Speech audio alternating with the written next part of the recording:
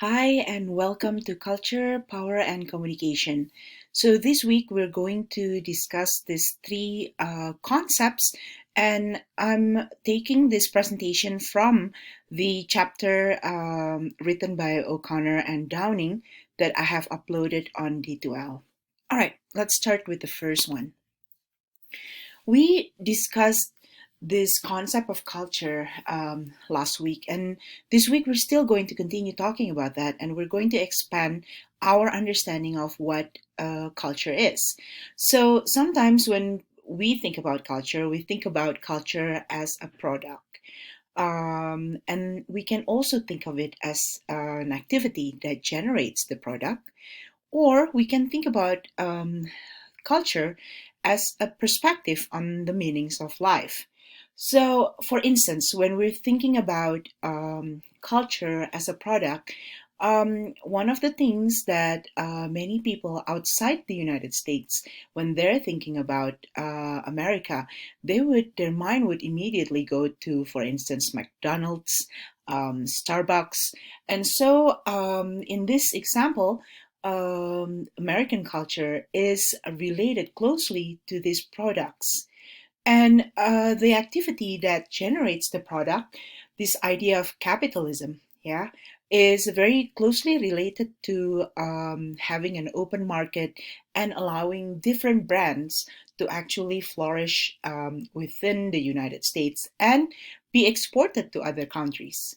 And when I'm thinking about product, it doesn't only have to be a product that you can consume in terms of eating it or drinking it, but you can also think of it as, for instance, popular culture or TV series or Netflix. That's also one of the things that we definitely relate to as part of an American culture, as well as brands such as Apple, Google. Those are very famous outside the US as American culture. And then we also have this idea of a perspective on the meanings of life, and so how one should live, how one should lead their life is also considered as part of culture. And this idea, we discussed this last week, this idea of independence, this idea of freedom, this idea of being able to make our own decisions and leading the life that we want to live is something that we also considered as culture.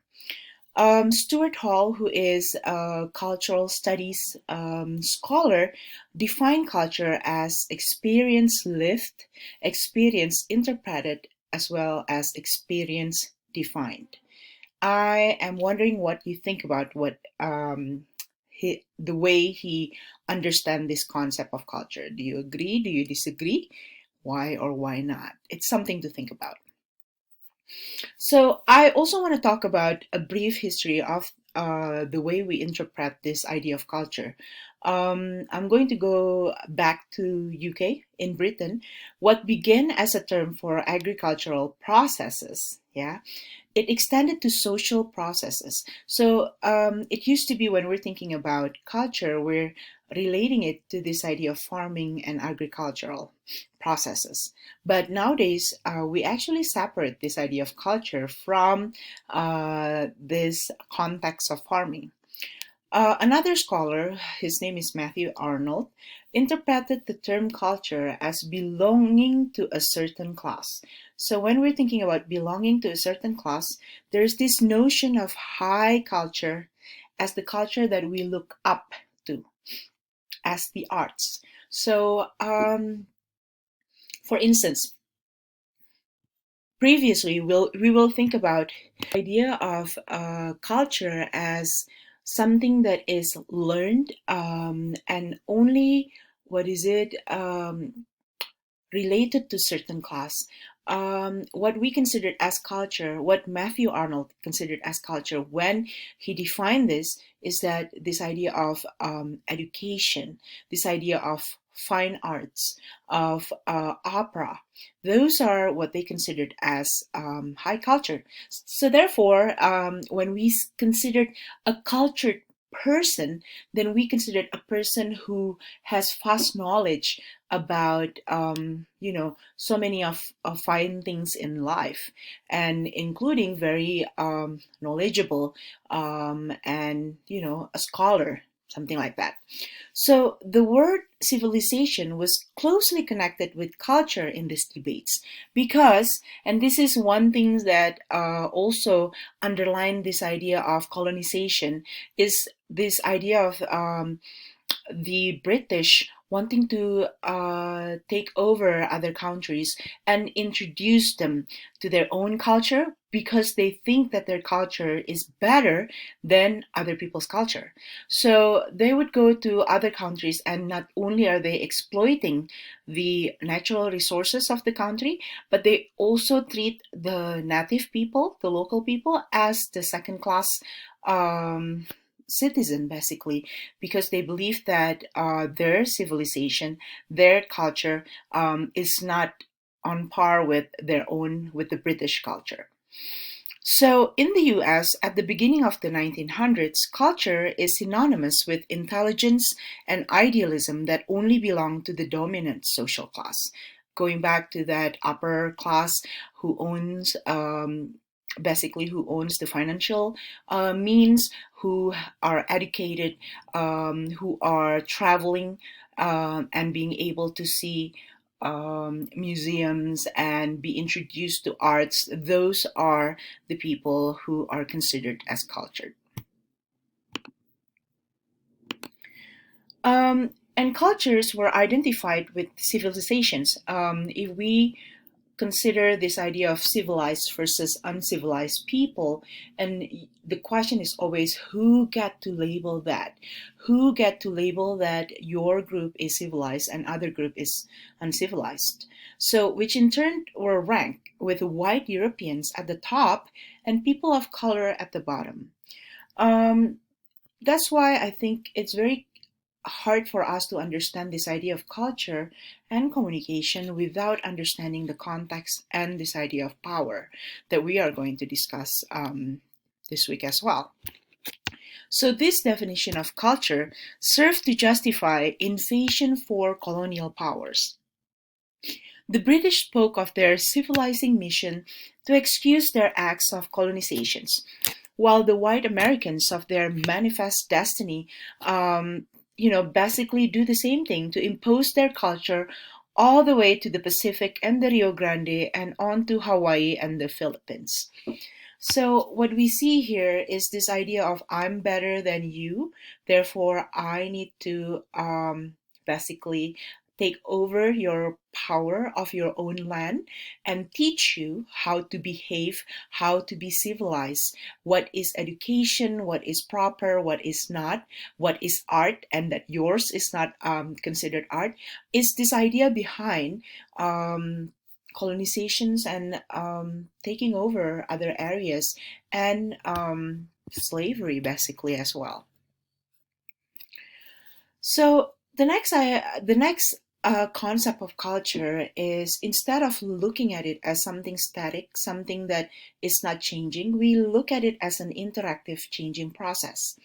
So if the word culture normally sounds harmless, perhaps it is because we have not thought about it deeply enough. Yeah, how deeply racist and sexist, for example, are the historical cultures of Europe and North America.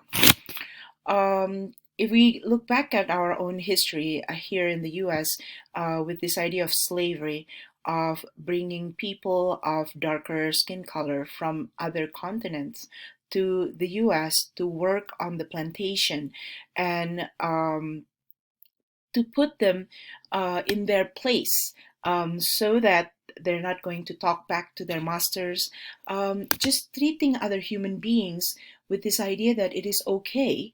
Um, it's because, again, this idea of high culture, this idea of civilizations, and what is considered as good, what is considered as evil.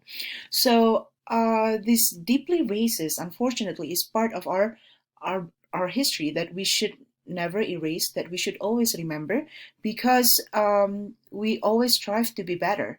And when we're thinking about how culture is an interactive and changing process, I think this idea of the development of the way we treat people, the minorities, is also part of culture.